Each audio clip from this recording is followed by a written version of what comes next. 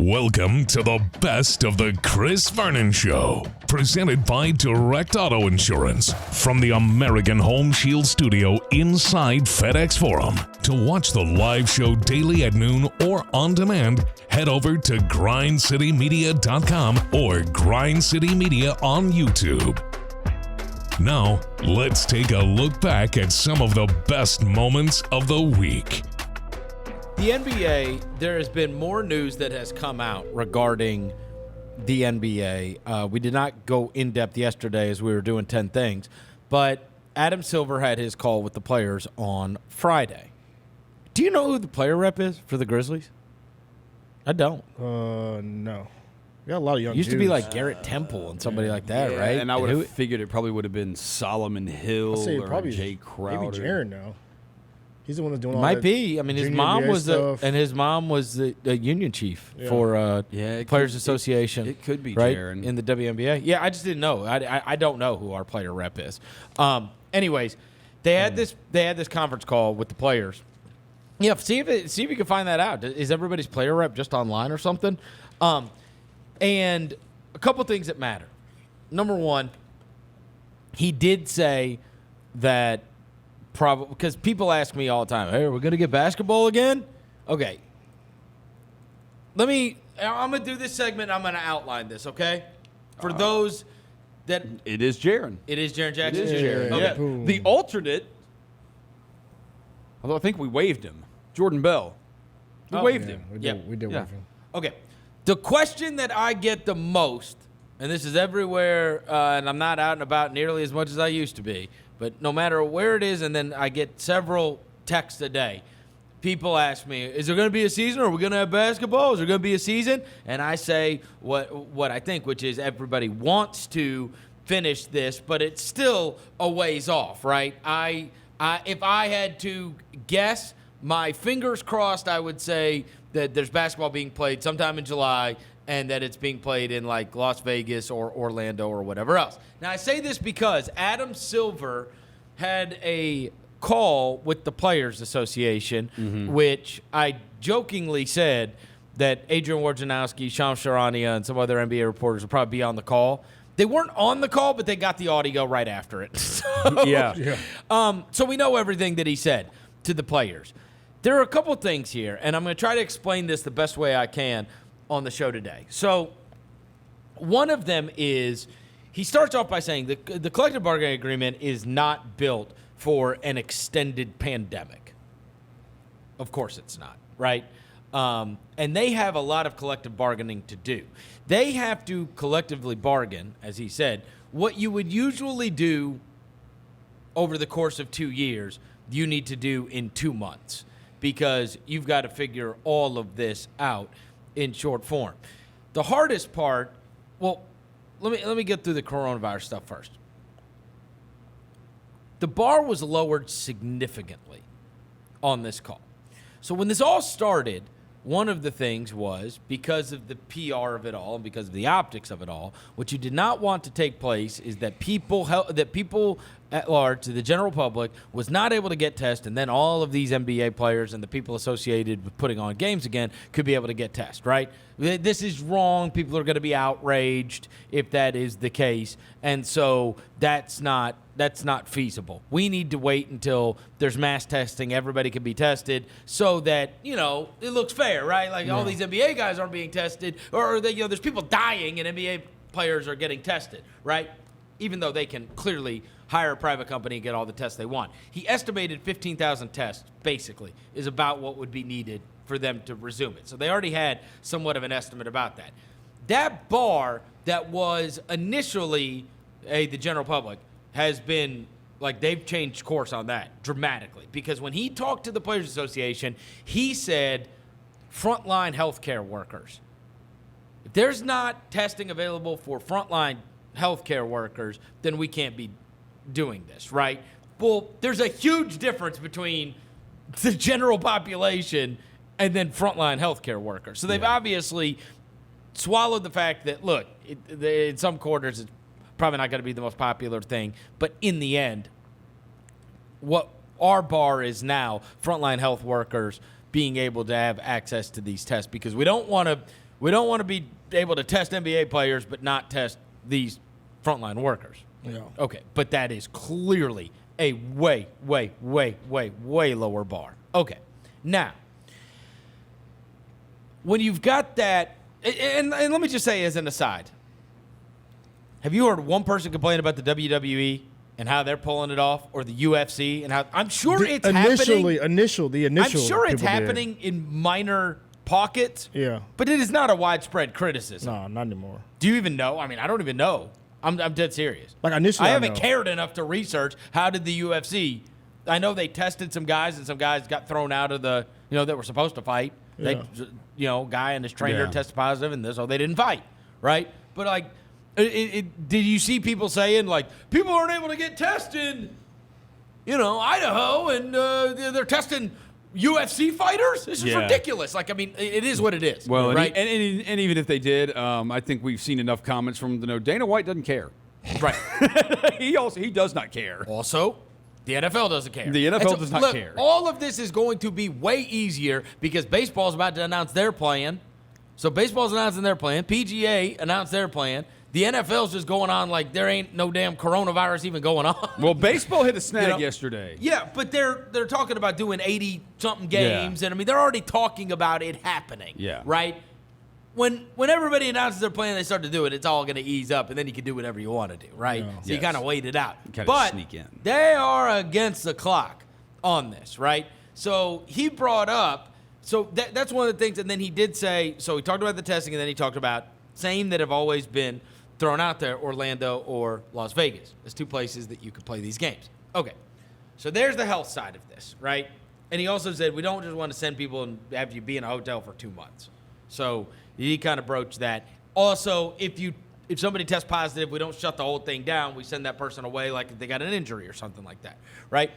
The more important part, and it's almost to me, after I read all of this and researched what took place on that call, I was left thinking, it's almost bizarre how the easy part is, the easier part is dealing with the coronavirus and how we would do this and what was our protocol and how we get players here and how we do this, whatever. Because the other issue, to me, that is when I start to really worry. That's when it gets super daunting to me. And it's not the competition and how that plays out, whether you have a full playoffs, whether you play some games, whether you whatever. It's the collective bargaining agreement and how that works, because you are having to collectively bargain all of this stuff, and it's just going to be such an incredible mess to do this. The NBA, all right, so he said on the call, the 40% of the revenues generated are from the gate, right? Gate receipts, concessions, game night receipts. That's roughly 40% of their revenue. Clearly, we don't have that for the last portion of the season, and who knows with next season. So let's say the NBA brings in roughly $8 billion a year, okay? Now they're going to bring in $6 billion. Well, when you have a salary cap, so your salary cap's around like 119, 115, somewhere in there, right? And they're talking about if you have that reduction in the revenue, now you're going to have to reduce the salary cap and you're going to have to put it down at like $95 million. Now all of a sudden, all these teams, you would then push 25 teams, I think it is, into the luxury tax. So now you got to fix the luxury tax. Yep. Okay? Ooh, wow. And you got to, because like somebody like the Warriors, they're on the hook for a $160 million tax bill. That's unsustainable. Yeah. Right?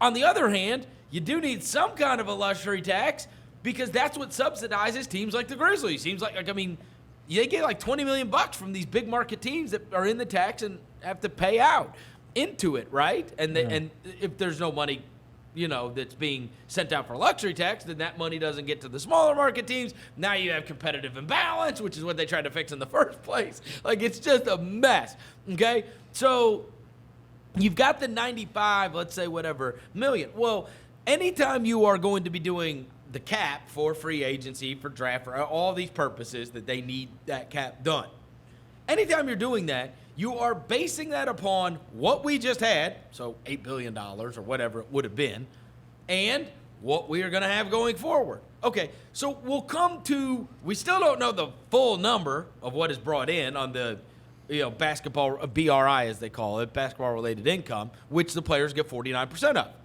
We don't know what that number is, and there is absolutely no way to know. That's what scares me. If 40% of your revenues are coming from the gate, and you don't know when you can have a gate, how can you know? Like, at what point in the season he left the door open that maybe next season they'd have to play without fans? Because we don't know if there's a second wave of this thing coming. So you got all these unknowns, and yet there has to be some kind of a known right in there. And that's what freaked me out when I'm reading all that. I'm like, geez, man, how are you ever going to be able to? Now, you got a lot of smart people on both sides, and people are motivated to get it done. I don't think the players, look, the option is you're not going to be making money. Yeah. Right? Like, at some point, those checks aren't going to be able to come in. Yeah. I think it's like 1% or something of your check goes out for every game you missed at the end of the season or whatever else. So you've got all of that negotiating that needs to take place, but you are negotiating to the incredible unknown when you're talking about that percentage of your revenue coming from something that you don't know is even going to be there or not. Now, again, there's a lot of smart people that deal with this. And so one of the things that I heard Bobby Marks talking about, which was fascinating, was maybe one of the options that you could do is, let's say your salary cap, like let's just take the Warriors, for instance, right? Yeah. So if they move it to $95 million, if that's where the cap is and then the luxury tax is over that you have, like Steph Curry next year, you know how much he makes? $42 million next year. Just off salary, just off. Yes, that's how much he makes. Okay? So, obviously, you cannot have a cap of $95 million and be paying one player $42 million. So, what do? Well, you adjust this. And you say, all right, what percentage of the cap would Steph Curry make? If the cap was the old cap, right? Yeah. What percentage of that cap would he make? And now you take that number, and so Steph Curry will still get his $42 million, but against the cap, he counts as $35 million. So there's a way to think about this, and there's a way to do it. Yeah. Salary cap wise, as to not put everybody into the luxury tax or whatever else. The other thing though you do have to worry about is if you lower the damn thing to 95, then what? Everything in a year and a half gets back to normal, and we have another one of those summers like we had a couple summers ago where it spikes up $20 million, that did not help competitive balance at all. In fact, it ruined it, for the one year spike, which is what enabled Durant to even go to the Warriors in the first place. Which the NBA warned the players about. Right. The NBA wanted to do a soothing where it just gradually goes up over cap years. smoothing, yeah. And And they Chris wanted the Paul spike. was the head of it. He's like, no, let it all go in 1 year. So everybody got all that money in one season. That's Right. kinda Off like season. a- And then the next couple of years, because teams had just kind of blown Right. their wad on that, like they didn't have any more money to spend. No, and so now what we have is, to me,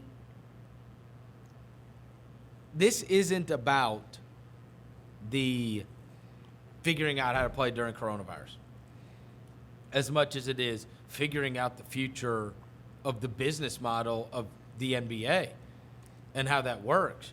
And so I almost came away thinking, well, geez, you can kind of speak a little matter of fact on, if we're doing this, here's how we're doing it, right?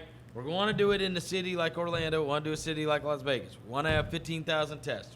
Here's who would, this is how we would handle a sick player. These are things you can think through easily. But how do you even think through, if they say, hey, we're not letting 18,000 people in FedEx Forum until when? 2021. He it even feels broached next season, well, your whole business model, when 40% of it is based upon that, then what? Yeah. Yeah. Then what? I will say this.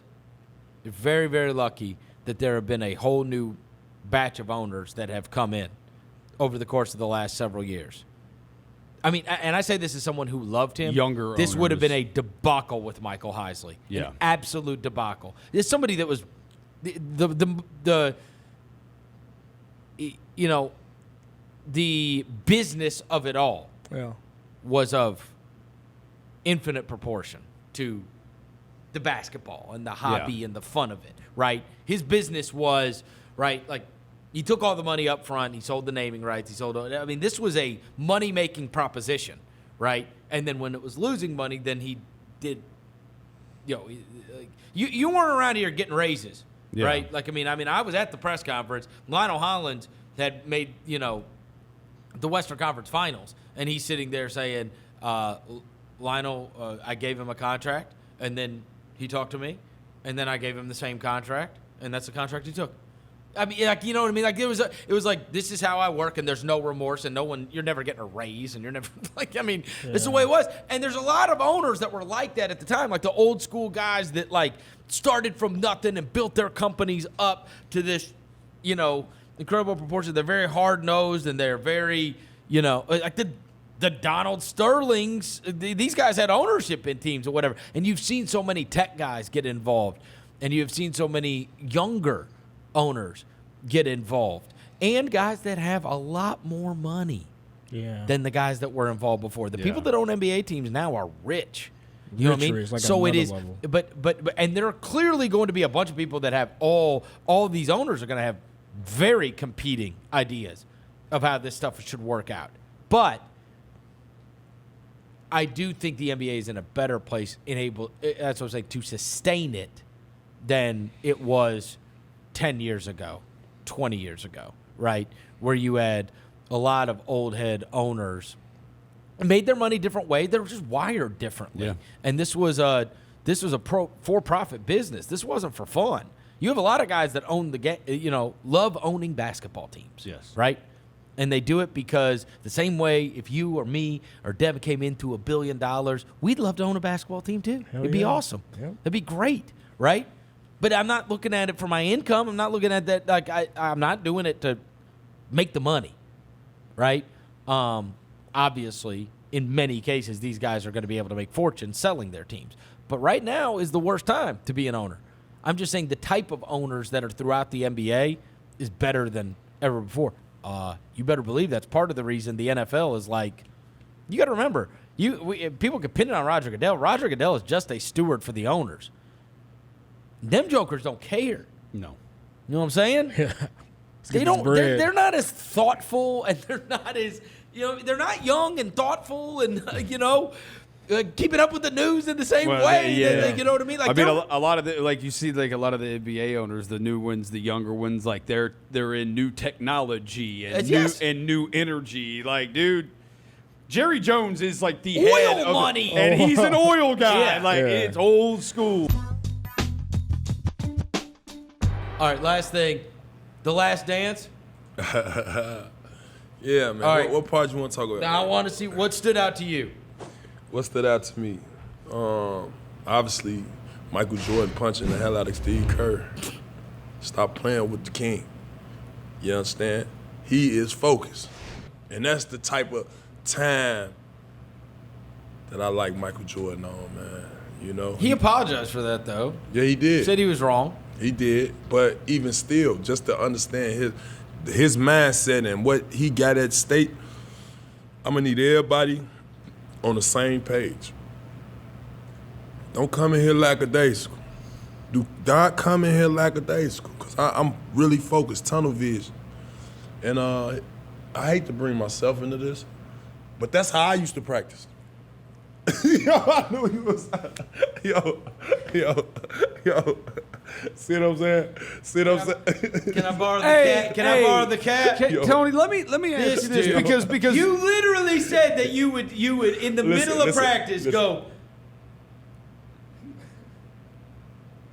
hey, Lance, blah blah blah blah blah, and then Lance Stevens would start talking about, Lance, pay attention, man. We got a serious game coming on. We got a serious game. It's about tonight. and you're over here talking.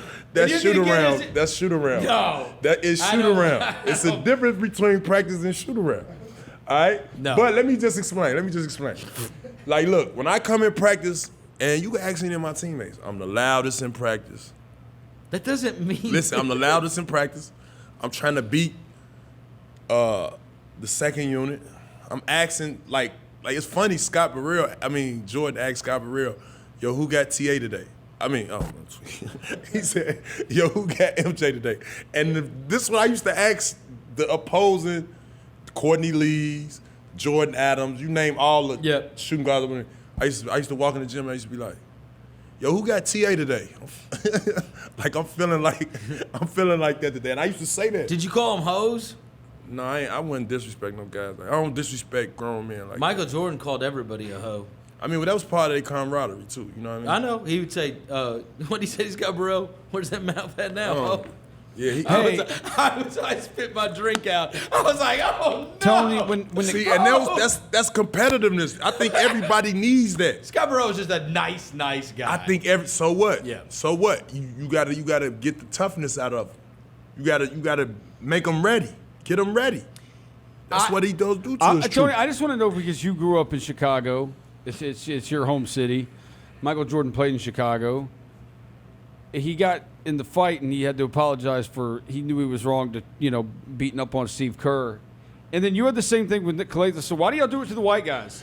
I don't even know. What's the deal here, man? Like, why y'all gotta pick on the white guys? Hey, and we already get disrespected enough on the basketball how court about just when he because said we're he white? didn't even have Steve Kerr's number? Yo. Tell me you had Calatha's number. I had Calatha's number for sure. I had that number. They all had it. It was sure. easy to win money off of Oh it. man, Calatha's free money. But listen, Beat up the white guy. Yeah. Unbelievable. It's a Chicago thing, huh? and I think in Nick Calatha's defense,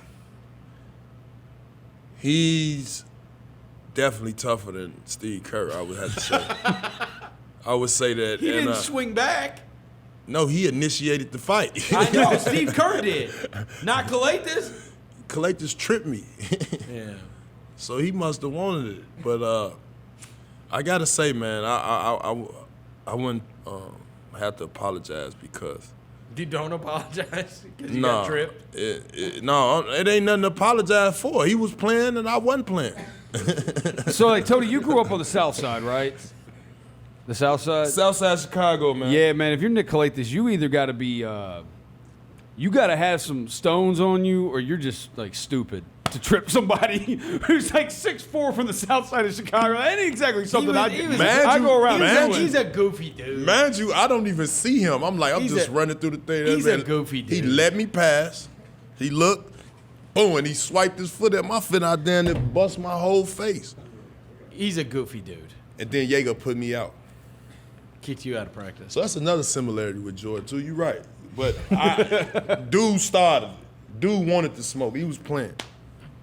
What else? Another takeaway from the Jordan thing? Because there was a lot going on in that movie. All right. It was it was 7 and 8, right? Yep. I saw both of them. I wanted to hear about how you would create the same way, because I do know you to do this.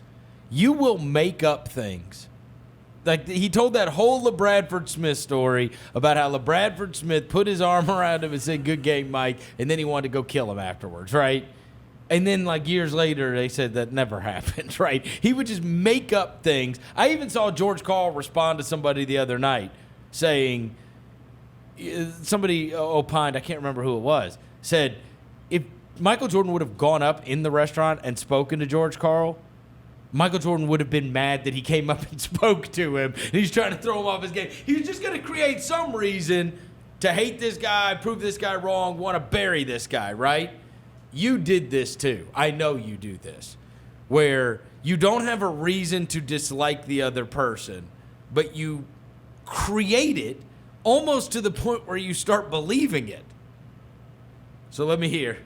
The story is still the same. You know, Kevin Martin. Yep. Don't have not one tie with him. Don't have nothing. We didn't even play in the same conference. I don't even know this man. But it's just something about. Well, you guys were drafted next to each other. And that don't even mean nothing because he was already on the West Coast. We play this man one time a year, twice a year. Whether he hurt or I'm hurt, we might just not even play each other at all. You get what I'm saying? But you hated him. But it was like, I'm shutting him down. I'm telling you, I would literally see his games before I see him 30, 25 for All-Star. Me and him got smoked. And that's why I was telling you on the last show, like, you've never spoken to him. Never spoken to him. He never even said nothing wrong. He probably never even fouled me.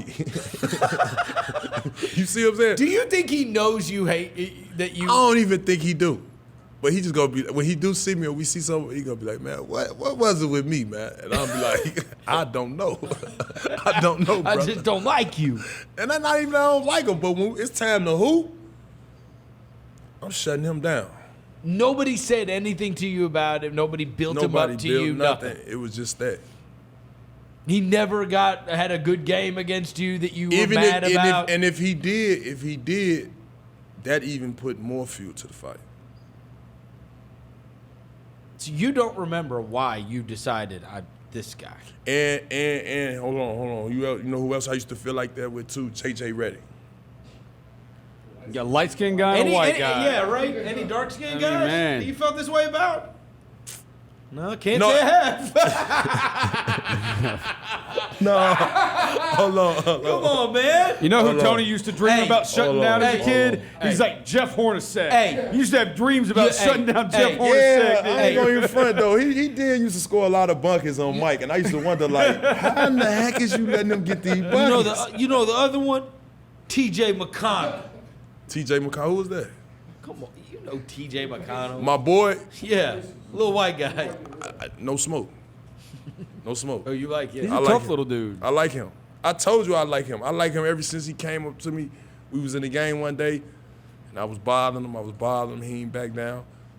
And then he played good, and then right in front of, what's their coach name? Brett Brown.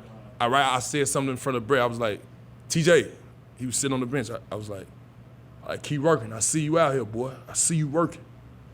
Boom, right after the game, Coach Brett come up to me like, man, yeah, I appreciate you saying that to him, man. That meant a lot.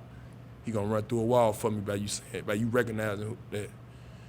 And I was like, all right, cool. So I ain't never really get on him, but I got you. in reality, he would neuld never get a bucket. Why on me. J.J. Redick? Kyle Korver. Cal Korver? Yeah. Did you want him too? Try to kill Kyle Korver? You know you did. He a That's why champion. you Shout out to the thinking champ. He a champ, right? Didn't he win a ring? If you can't remember, He won a ring before that with the LeBron. He was on the James. Cavs. Yeah, salute to the champion. Salute to But Matthew Dellavedova is too. He's a champion. oh, I ain't gonna even lie. Now that's personal. How you get all that money? How you get all that money, man? Tell me how Dellavedova. All right, probably LeBron. It was LeBron. You gotta play with He's LeBron. a champion. You gotta play with LeBron. Champion. He made some big shots, but the next year after that, the contract side of things. You thought overpaid. What? That's just like playing John Paxson 60, 40, 50 million, man. What you gonna get John Paxson 40, 50? Man, he has played 7 years in the NBA, Dellavedova has. He's played 7 seasons in the NBA and has earned $40.8 million. Let's go. You made more than that. I know that, but I'm just saying it was. So why you hating? It was hard work. We won't even know Dellavedova after this.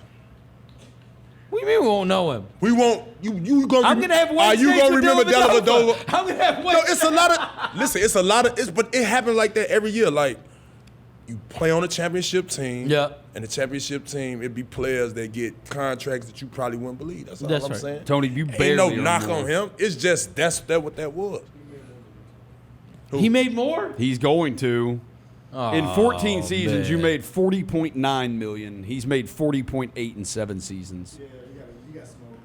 Deli. You guys got you got to find him in the big 3 in a couple of years. I'm gonna catch his ass in the big 3. I'm gonna catch your ass in the big 3. It's me and him. I got Deli. Me and Deli. He don't even know it. You think you can stop him right now? You don't Yeah, it's a lot of players in the league I get a stop on right now. Who? You get the They name. better not be all white. Hold on, all right. Hold on, I'm gonna tell you I get a stop on. J.J. Redick's still in the league, too. Any Grizzly? Any Grizzly? Yeah. Kyle Anderson. For sure I'm stopping Kyle Anderson. I'm for sure stopping Kyle Anderson. I'm stopping Kyle Anderson. I give it. It don't I'ma count stop- if you're I'ma stop stopping a Kyle dude Anderson. whose nickname is Slow-Mo. Yeah. No, I got to start with You Kyle. can get a stop on him. I get a stop on Kyle. John Conchar. Now, he played too hard for me right now. He played He too got hard. hops too. Yeah. Yeah, he got a knack for the ball, man. I mean, you Yep. look up at the game, that boy be having like 6-7 rebounds. You be like, what the heck did he? Yep. D'Anthony Melton. There's another 2 guard. There's our other 2 guards. Who else plays 2 front? Grayson Allen. Oh, for sure, man. Hey, listen, hey, man. Grayson Allen will give you buckets. As long as I don't let him shoot. Marco Guduric. Who was that? Who is that? Left hand guy. He over there working out right now. Yeah. Well, after the show goes stop. Y'all want to go over there? Hey, say hi, Marco. Y'all want to go over there? Hey, check up. We should have told you his name. He said, "Who that? Who that?" No, he said his name with a little twang on it, man. I don't know, man. But man, I get a lot of stops, man. JJ Redick, he said. What? You have no reason to dislike JJ. Oh, I those never Clippers said I series. did. I'm just saying y'all missing what I'm saying. Jordan made up some in his mind, Yeah. and that's what I tend to do. So what did sometimes. you make up about JJ Redick?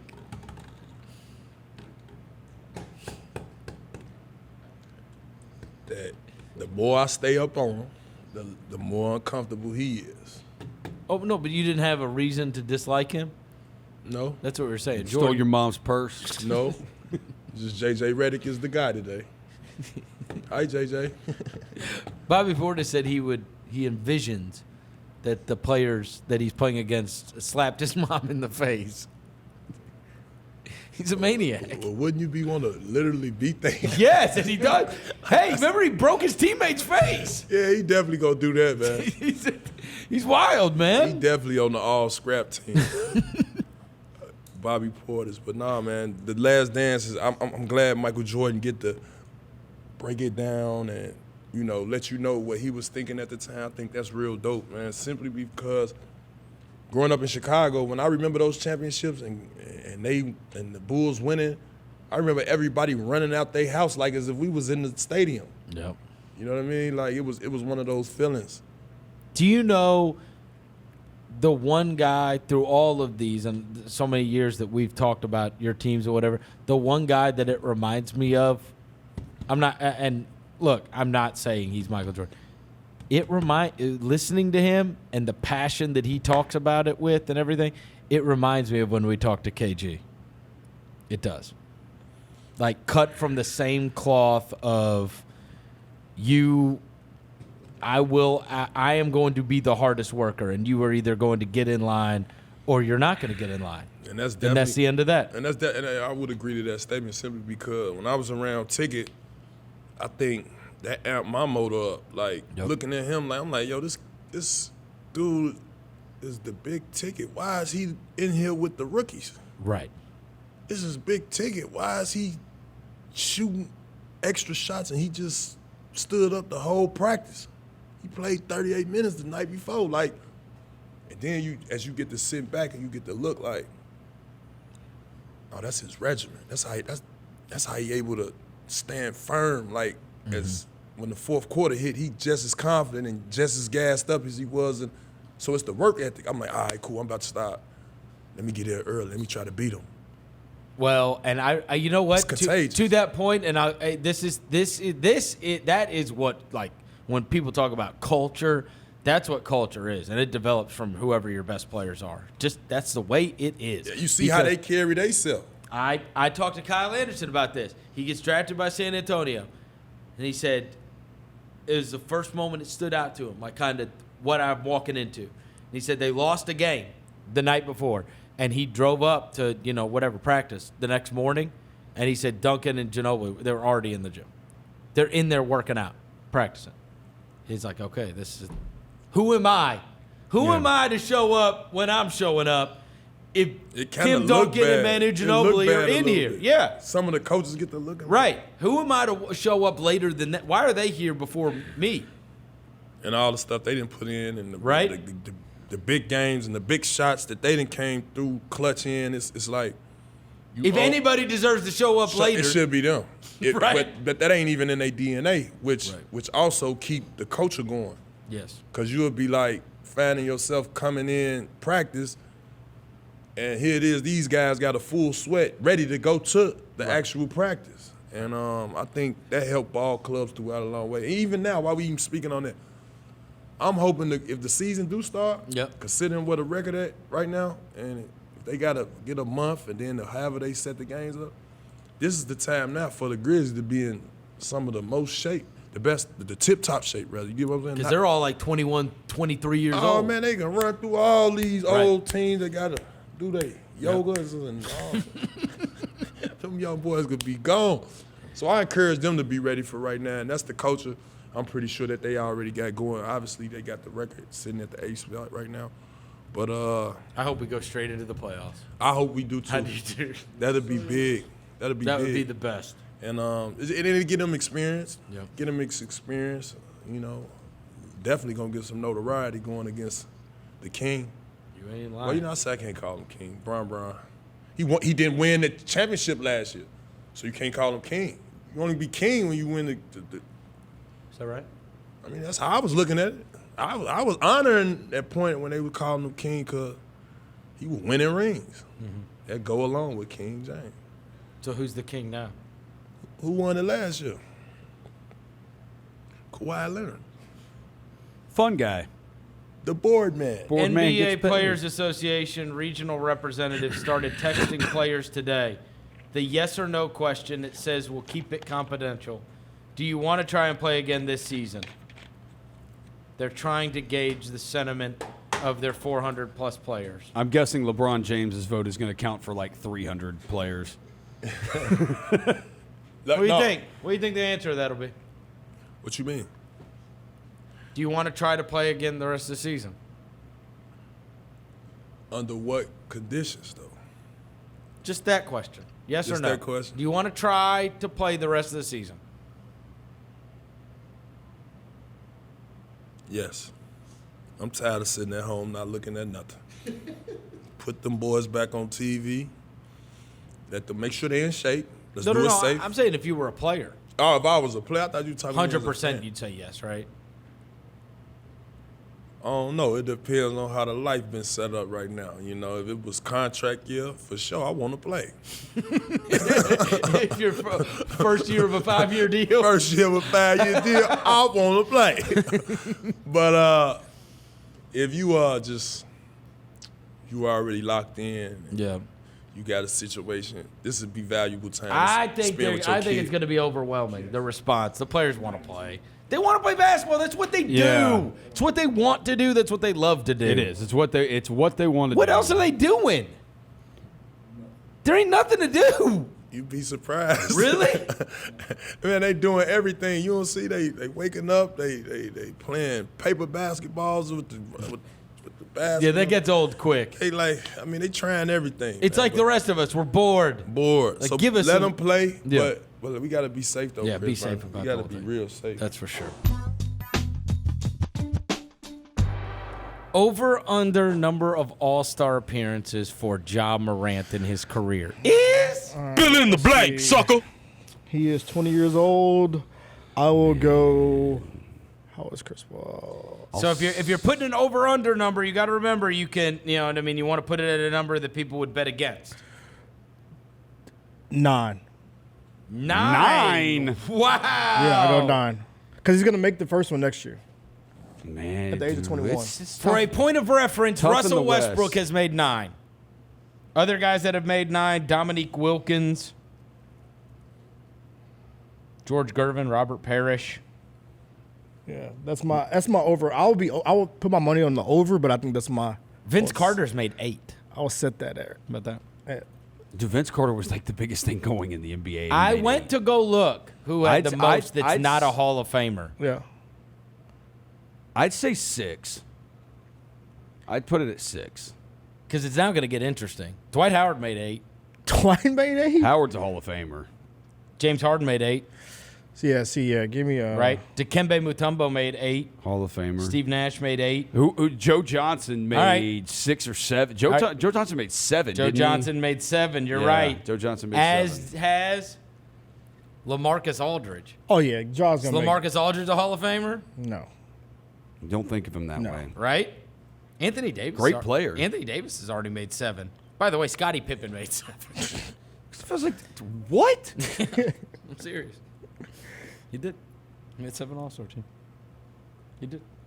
1990 and then 92 through 97. He made the All-Star team. Yeah, I put my number at 9. I'm taking the over.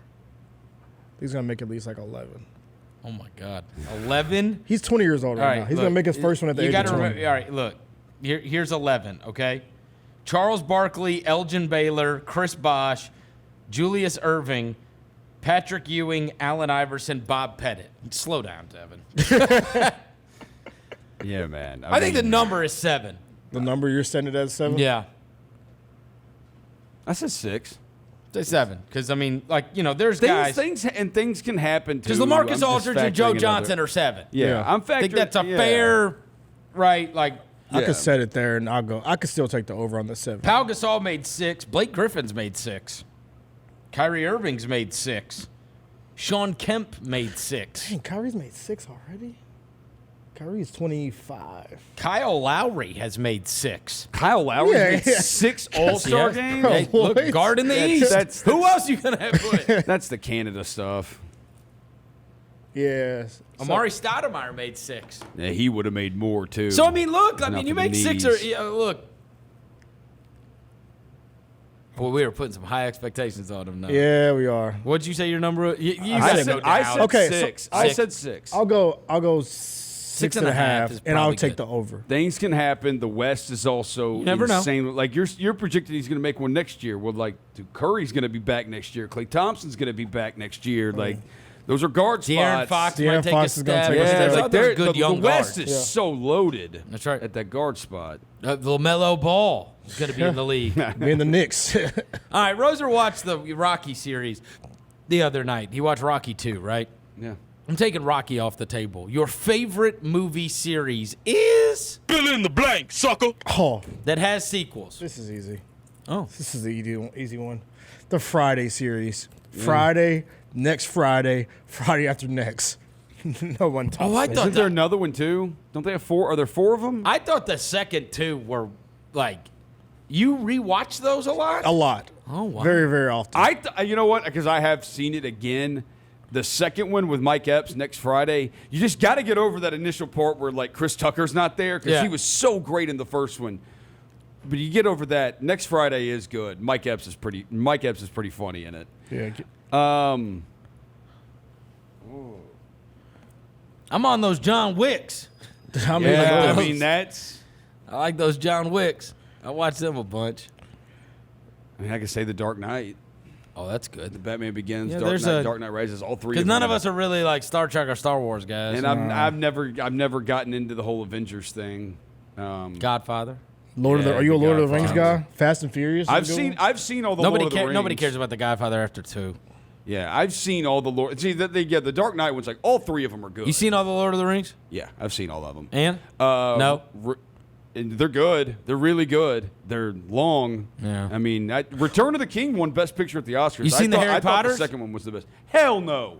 Screw that guy. Why? Does he look like him? I used to. And my hair was down here. Everybody said, you look like Harry Potter. I'm like, that dude looks like me. I had the hair first. Not really. Saw's another one I love. The Saw? The Saw series, yeah. How many of those? It's like, 20 of them. yeah, there's so many of them. a lot of But I feel like those. I've seen like a handful of them, and every time I'm like, because it's like a game. I took you for a Fast and the Furious guy. After Tokyo Drift, I was out. Oh, After they killed Bow Wow, I was After good. Tokyo Drift. Yeah. I've They killed seen. Bow Wow. I Usually haven't- people say that's the one they leave out. I haven't seen That's the all one I'm of them, excited all the about. Fast and Furious. I will say the last one I saw was Fast 5, I think, and it is good. All right, last one for me.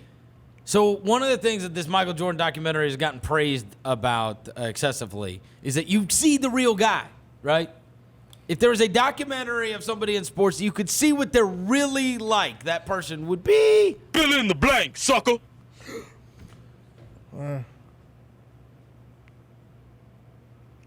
Like, There's clearly people that we look at. Like, Okay, first thing that came to my mind, Barry Bonds. Ah. What is he like when the king? Because he's Think we know. jerk to the well. Allen Iverson was When my he's not first shooting thought. up, but Think like, we know what people say about him in terms of dealing with him yeah, as but a person. he's a jerk to the media. But what is he like at home? Like with his kids, you know? Like, Barry Bonds? I think Allen Iverson is mine, either one of mine, or LeBron. Like not like Instagram story, Twitter stuff. Like, what's it really like at his house? Yeah, at his crib, like, just What's put a he camera actually, there. You know what? There are a lot of people that tell you that, like, if you're in the locker room with him, he is a, like, down dude. Yeah. You know what I'm saying? Like, he's not for the camera, whatever, right? Like, Yeah. he talks to you like he's one of your buddies from the street. You know what I'm saying? Yeah. And that's kind of what he's like. Whereas, like, he's got to pose for the camera, right? Yeah. And put on but he's like a real dude. dude, Iverson just go tour the casinos around the country. The one Find for, him a the, wonderful- dude, the one for me is Tiger. Yeah, it's Tiger. Because I had a friend way back when who was buddies with, like, I think he went to college or played with Marco Mira's son. They're best buddy. They've been playing together for 100 years in, like, Jupiter, Florida. He went down there and got to, like, play with them. And I was like, I remember at a party I was talking to him, and I was like, so what was it like? Were you, like, just nervous as all get out? And he's like, dude. Like, he pulled up, backwards hat. He's got rims on his golf cart. Was blaring gangster rap. I'm like, what? I mean, this is like in the heyday, right? Yeah. Like when he is on the Buick commercials. And I'm like, no way. Like, I think he is totally different and totally cool outside of the image. Yeah. You know what I'm saying? Like, here was the we know about everything he was doing behind closed doors, unfortunately. Right? That came out about his life. Do you know there's a Tiger documentary coming out on the Golf Channel, like after the Jordan one ends? I need it. It's like the greatest golf ever played or something like that. It's a Tiger doc. Oh, It's wow. coming out. You I'll can look watch it that. up. Vince Yeah. is another one. Vince McMahon. Or what he's actually What is like. Vince actually like? Yeah. Like, what is he like? We see him on TV. I always wonder- Because you know there are things that do get to him. The Yeah. Andre the Giant documentary, That's right. you could tell he was like about to tear up in that, and I then always how wo- he is about Shane. I always and wonder about these Stephanie. coaches because I know they've got to be better with players and awesome guys in Oh, order like Saban. like the Belichicks, Yeah. Popovich. Yeah. Like, they're gruff, they're awful. Their public persona is terrible. You know there's no That's not way fair. they are that person and they are what they are success-wise. Yeah. Like, I just refuse to believe it. Yeah. Right? Like, if Nick Saban's on the phone with you or he's in your house, trying to recruit your kid or something, you get a different guy. Or Greg Popovich, when he's out with the team amongst everybody or whatever, he's a different guy. Or the same thing goes with Belichick. Like, there's no way Belichick stands in front of a group of 25-year-old guys like, we're going to do this and we're going to do that. They're like, oh, yeah, I want to run. I'm going to do that. Okay, here's another one, and because it's like this dude played in the biggest media market in the country forever. And the only thing we know about him is that he dated some supermodels. Jeter. Oh, yes. Oh, yeah. That's a The good only one. I would dude, love to see him- how I he would played love in to see New, and that. it's because Like, if he was there the was captain like that a won championships and they left him alone. behind-the-scenes Jeter doc. Yes. Oh, my God. That'd be amazing. And Alex Yes. Rodriguez, I'm with just you. because it would probably be every bit as funny. I as feel we like think I've it got is. enough Alex I know, Rodriguez but content it in would my life. really be funny to see the centaur painting in his house. I've got a lot. I feel like I've got way too much. Where have you A-Rod. seen A-Rod that I much? follow him. Oh. So Jeter- and him and J-Lo are they're constantly posting everything. Jeter would be great because it is like, dude, that dude played in New York City for the biggest sports one of the Yep. biggest sports franchises in the country for like 20 years, and the only thing you know about him is that he like hooked up with models. you really That's don't know it. that I would much. go All right. Kanye on their music front, but yeah. Oh, that's good. He is a former Grizzlies executive. He is now a writer for The Athletic. He is our old buddy John Hollinger. John Hollinger, thanks for coming on, brother. What's up? I just saw you die about 30 seconds ago, so I'm glad you're alive in real life. I mean, right when I've been sitting here bragging about how I made it and I'm done with these people around here. I've made Game of Zones, and then they and then they remind me that I died 10 seconds into the episode. They knocked off your I know. character I 10 can't- seconds in. I can't even go on an ego trip for like 2 minutes. They're like, yeah, bro, you died. You'll never be in another episode. Oh, shoot. I guess, all right. Well, I made it. It was my 10 seconds of glory, I suppose. Yeah. All right, Hollinger. So first things first, we've been doing a bunch of these Grizz Rewinds. You commented to me on Twitter last week about one that we were doing, but we have gone through all kinds of different series, Oklahoma City series, the Clippers series, the Warrior series, on and on. In your time here, your favorite or your greatest of the playoff memories was what? Game 2 at Golden State, the Conley Mask game. That was our best team giving our best performance. That was to me, that was the pinnacle of that era. Really? So you and then obviously came back home. We just did. In fact, no, it's going to run this weekend. Game 3 of that series. Is going to run. Game 3 was awesome too. But Yeah. Game 2, I think, was more emotional because of Mike coming back with the mask and how well he played and everything. Yeah, what do you remember about all of that, especially as a front office member and news is not getting out? Did you have any idea he was going to play that night until, right before? Because I remember all the stuff was going on. Like, his family was kind of telling him not to play, and then we didn't know. I until the afternoon of the game, I really thought we weren't going to see him until Game 3 at the best. So I was surprised too. And obviously it was a huge help. I mean, the thing everyone forgets about too is that we played Game 1 without Mike or Bano because they both got hurt in that Portland series. And actually played a pretty good game against them considering. We had basically we were playing with Nick Kalathis and Courtney Lee as our point guards against them. You wonder between that and Tony's hamstring that came up later in the series. If we had been 100%, could we have gotten past them? I mean, they were crazy good. So, there's a good chance the answer's still no. But you wonder about that when you look back. Tony and I have talked about that a lot, and I have wondered, and I'm sure you've thought about this before, like, is basketball all different? I'm serious. Like, it's that big of a series.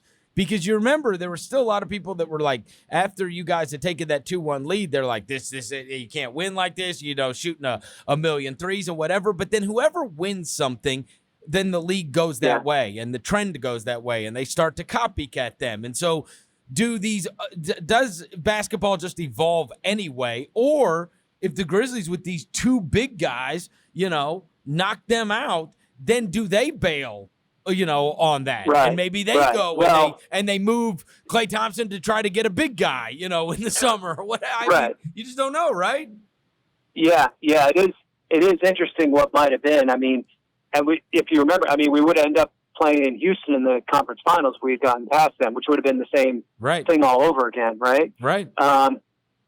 So, yeah, you wonder about that. Things were moving so rapidly in that direction that probably wouldn't have changed much. But maybe it changes Golden State's trajectory because maybe they do things they might not have done if they had lost that series. And then people are not mimicking them, right? In terms of the way because once somebody wins, you got to gear up to be able to beat them. And so it does affect everybody else because you're thinking, oh, well, we got to, like, for a long time, you guys stuck to your guns and just said, all right, we're going to be different than them. But everybody else tried to just be the same. And that's why, like, you know as well as I do, especially because you probably went to and watched a lot more games than you would even before this year. I'd see teams come in here shooting 45 threes. They got no business shooting 45 threes. And it just looks terrible. It looks terrible, I think we were here one night and Atlanta came in here and shot like 8 for 42 from three or something crazy, right? It was just, it was like, okay, well, that's just the way basketball is played now, right? But it doesn't look very good unless you've got the talent. Yeah, and that's true for any style, to be sure. We obviously looked a lot better when we had the core four in their primes playing our style than we did it at later points, let's say. But it's the league was so far down the road on that trajectory that even if we had won that series and won the next series and made the finals, I still think it would have been a speed bump in the league's history. Yeah, that's probably I just think it was moving that way so forcefully, and there were so many examples of other teams besides us who were doing it successfully. So we would have been a curiosity. There's too many Sloan Conference guys that had already gotten jobs, right? The math is the math, Johnny. All right. Let me ask you about now that you are on the other side, and now as a media member like us, you have spent the last several years pining over the salary cap and worrying about the day-to-day operations of a basketball team. Now with all of this coronavirus stuff that has gone on, the pandemic and the delay in the season, and you're taking in the news of them trying to get it done, quarantining in a different city possibly as a way to get it done. And I the other day, after reading all the reporting on the discussion with the players and then the discussion with the Board of Governors, I felt like the whole finishing this out and figuring that out is way, way easier than all the stuff they described regarding the collective bargaining agreement. You understand this stuff infinitely better than I do. When you think about this and the challenges that they're up against, give me a quick primer of what comes to mind the most. Where to set the salary cap for next season is going to be huge because it's tied to revenue. The revenue is going to be lower next year. We don't know how much lower. It could be drastically lower. And they have to figure out how to resolve that in some kind of equitable way between the players and the owners. So that's the biggest thing. The second thing that I don't hear anyone talking about is that most coaching and staff contracts expire either June 30th or sometime in July. So if you're coming back to try to complete a season in July and August, and like if you're Houston and your coach's contract is expiring, what are you supposed to do? I guess you're supposed to work out a short extension or something like that. That's a really tricky thing that I haven't really heard people talk about much. But on the front office side, I think it's a thing that a lot of people are worrying about. Well, wouldn't that be true of players also? So, but they're covered by the collective bargaining agreement. So yes, every player with an expiring contract, it expires on June 30th. But they can cover that in one blanket document agreement. Just say, okay, it's not June 30th anymore. It's October 15th or whatever, and then they're fine. But all the staff and coaches, whatever, they're not part of the players' union or any union. They're just on their own. Oh wow! And so it's a very different situation because of that. Yeah, right. Then I doubt that this is the best time to walk into Tillman Fertitta's office and say you want another year on your deal if you're Mike D'Antoni. Yeah, right. Yeah. Can I get a raise? Yeah, I want a raise if I'm going to be doing this. Oh no, that's a fascinating point of view in terms of the salary cap, and just help me understand this because what I've read is. What is 115 to 119, something like that? That's kind of. So the projection for next year is 116, that was done before Corona happened. Yeah. And is now pie in the sky optimistic. There's no way that's happening. It was 109 and change this year. So, one of the tricky things is it doesn't just affect cap room; it affects where the luxury tax level is set too. And so some of these teams could really get whipsawed in a way that they weren't planning for. Where they thought they were fine with their planning, and now all of a sudden, if the cap goes way down, it's like, wait, I'm $20 million in the tax now? What the hell? So I think they're going to have to figure out a mechanism to resolve that fairly. And then the thing they don't want is to have it go down and then yo-yo back up the next season, because that creates a situation like 2016, and we all know what happened then, where just money goes shooting out the fire hose to, players who were lucky enough to be free agents that year, but it's not necessarily distributed fairly, let's say. And so I think that's a situation that everyone realizes they want to avoid this time. So I think there's a lot of talk about smoothing because of that, but smoothing toward what is the question? Because the future is so unknown here in terms of when we'll have fans back in buildings and when those revenues will come back up. Do you think that after, let's say they can get this done and they go to wherever, we just pick a spot. We say in July, they're going. In June, they use June as like the ramp up, and then in July they're able to go to Orlando, they're able to go to Las Vegas, and they knock out whatever portion of the season they want to and playoffs, and then they crown a champion, whatever. Is there, in your mind, would there be an extreme necessity to not change the calendar going forward? There's already talk of them like maybe not starting next year until December. Do you think that because we have a date for like free agency and the draft and when we do the combine and when we do summer league and when and the All-Star game, So when you hear about that, what are your thoughts? I think from a revenue perspective, I think they almost have to, because the later they push back next season, the more of a chance they give themselves to have fans in seats for the majority of it. Mm-hmm. So starting in December versus starting in October basically gives you 2 extra months for all the scientists in the world to figure out a way to deal with this. So I think because of that, the league has a really strong incentive to do that and push back this upcoming season. So that's what I expect to see happen. Now, whether that becomes the model going forward, or whether they then a year later say, okay, well, that was out of necessity, but we're going to go back to starting in October. That's a really interesting question to me. What do you think? Where do you stand on the calendar? I've always thought they could stand to start later.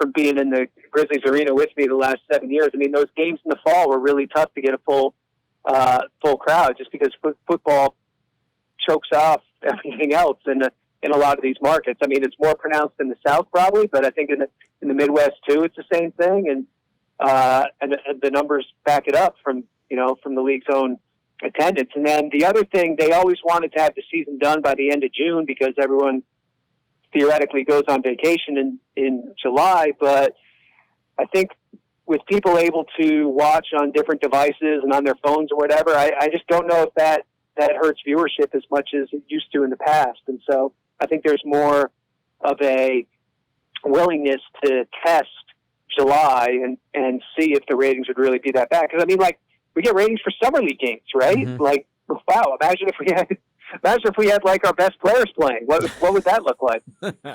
That's for sure. All right, let me ask you about this draft stuff that you've done, because you put out an article on The Athletic. You're a top 20 plus sleepers, the guys that you'd be willing to bet on.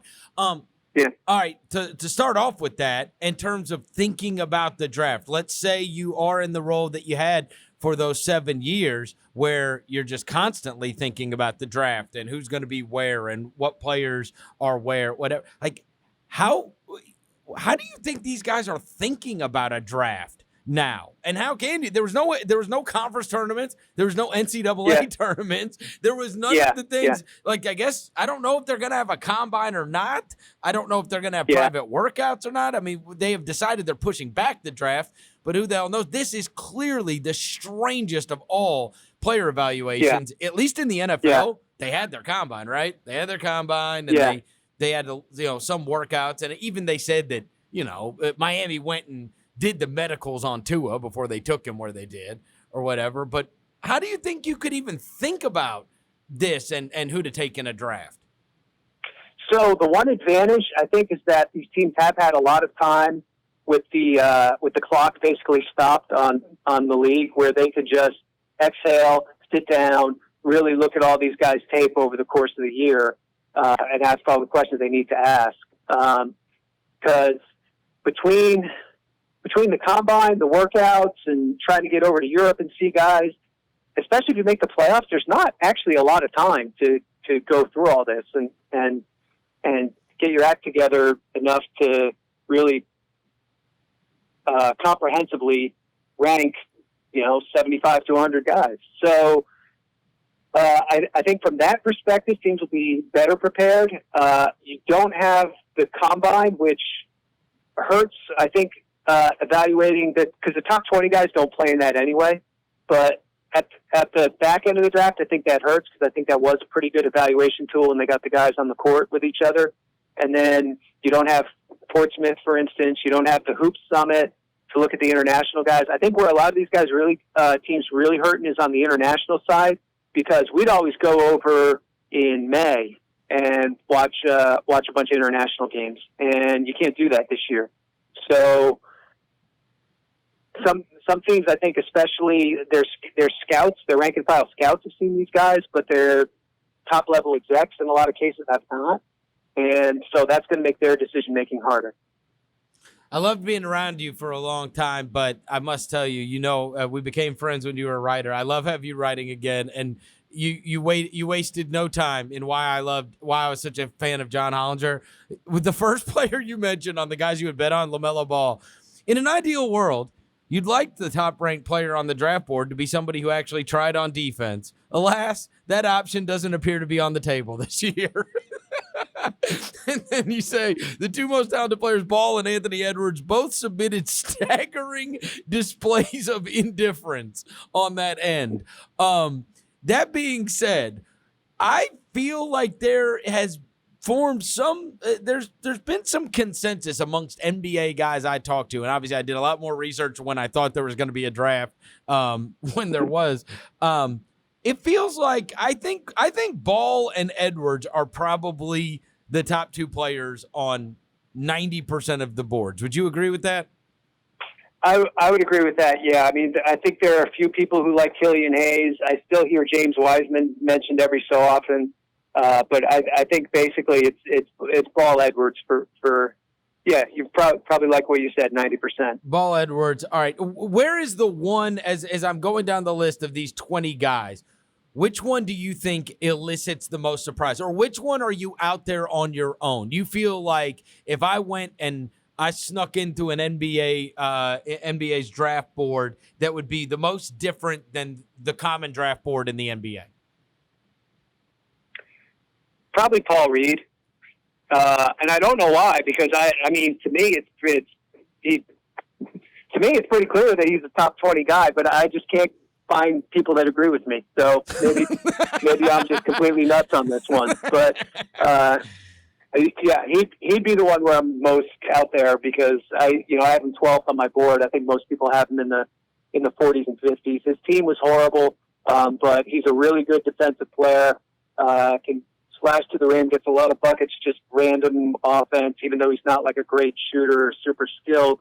And I think he's going to be a really good role player. You had both the Memphis kids on your list. Obviously, we did not see Wiseman very much, but if you can, just kind of how you see both of those guys fitting in on the next level, like why you see them as guys you would bet on, both Wiseman and Achua. Yeah, so Wiseman, it's interesting. He's coming to the NBA 2 decades too late, right? Like I think he'd have gone first or second 15, 20 years ago, just based off his size and. His ability to move, and he's got some shooting touch and whatnot. But I think with the demands of fives today, where you're asking them to maybe make more reads out of situations and catching the ball in a pick and roll, and ask them to defend more on the perimeter, that he didn't really overwhelm people with that. And then the fact that you can get centers on the market probably less expensively than any other position right now, I think that diminishes some of the appeal too. So that's why I put him. I think I had him 8.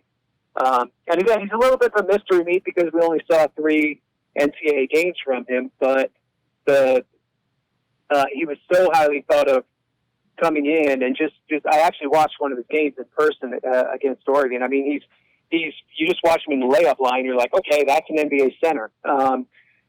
He definitely has some shooting touch too. I do think he will score. His rebounding is kind of disappointing. I don't understand why he doesn't rebound more than he does, but that we'll see if that comes around. He reminds me a little of Hassan Whiteside, actually, physically, just with his size and length package and how he moves. But Hassan's an awesome rebounder, and Wiseman is not at this point. Now, Achua is interesting because I think offensively, like that could potentially be a real problem for him. doesn't shoot well, doesn't really take good shots, gets kind of dribble blindness when he puts the ball on the floor. But his motor just runs, man. Like he just rebounds, he runs the floor, he defends. So I think he'd be like a good energy guy. He can play multiple positions. Just has to tone it down a little on the shot selection. I think he'll probably be okay. All right, let me ask you about a couple more of these draft guys. Is LaMelo Ball a better prospect than his brother was? That's tough. Probably. I'm trying to think. I mean, Lonzo was very highly thought of. The thing that LaMelo has that Lonzo did not is that he's a lot more fluid on the ball, like able to penetrate off a live dribble, where Lonzo in half-court situations isn't that great at that. So I think that's where his advantage is. They're both really good rebounders for their size, really good passers, not great outside shooters. But I think in the half court, LaMelo's probably going to be a better half court player. So that's where I give him the advantage. People have been down on this draft, and it's just because of the quote star player power, as they say. I mean, it's actually 1 year ago today that the lottery took place, and the Grizzlies, got extremely lucky by getting John Morant, who we all think has real star potential. Do you see real star potential in any of the guys that you went through and researched? And I'm talking about, you can name LaMelo or Killian Hayes or Anthony Edwards, any of those. Would you bank on any of those guys becoming like a big star? Let me put it to you this way. I think both Ja and Jaren would be the first player taken in this draft. So I don't see anyone quite on the level of the last two drafts where that 2018 draft, really the top 4 or 5 guys people were very excited about. And then last year, the top 2, I think everyone was really excited about. This year, you almost kind of wanted to start your board at 6, like right in 6 and then go down from there and just leave the top 5 blank. I feel great about this draft. But it just doesn't have that same kind of star power at the top. So it's actually like decently deep, especially at the guard spots. There are a lot of guards that I think will end up having careers in this draft, but just not that kind of the star power at the top isn't there. Yeah, and look, Jaren would just be finishing. He'd be coming out after his junior year, so it's not that ridiculous. Yeah, really. Yeah.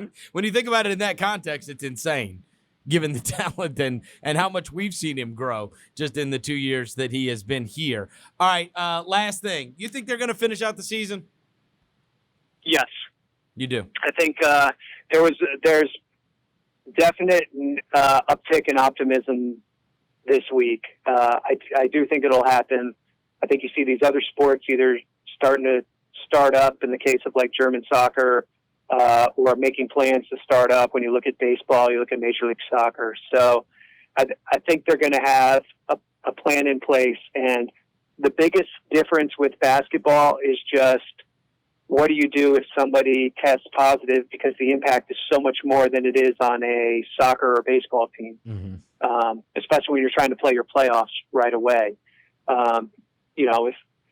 If one of the 5 best players in the league tests positive in the middle of the conference finals, that's tough, right? That's tough. But they got to know what their plan is for that is right now, though, and stick to it. And that's going to be one of the tricky parts. One non-basketball. We have been all stuck inside, as have you. Give me one thing that you either watched or read over the course of this quarantine that you would recommend. That I watched or read. Yeah, either one. I read a tremendous book actually about the Korean War that I can't remember the title of it. I've been doing a lot of reading because I'd never have time to read books normally. And I didn't know half of it because nobody ever talks about the Korean War, but they got themselves in a whole mess up in the mountains in the snow and everything and had to retreat out of it. The author's name is Hampton Sides. I wish I could remember the name of the book, but it's tremendous. His name is what? Hampton what? Oh, Hampton Sides. I think I found it. On Desperate Ground? Yes, that's it. Yep. The epic story of the Chosin Reservoir, the greatest battle? Yeah. Okay, there we go. Yeah. Hey, it's only $11 on Amazon. Let's go. You would recommend this, Hampton Sides. Yes. Or you can download it from your local library for free if your library does ebooks. Or I could do the audio book and not read it all. This has been the best of the Chris Vernon Show, presented by Direct Auto Insurance. Tune in to the live show daily at noon or on demand by heading over to grindcitymedia.com or Grind City Media on YouTube.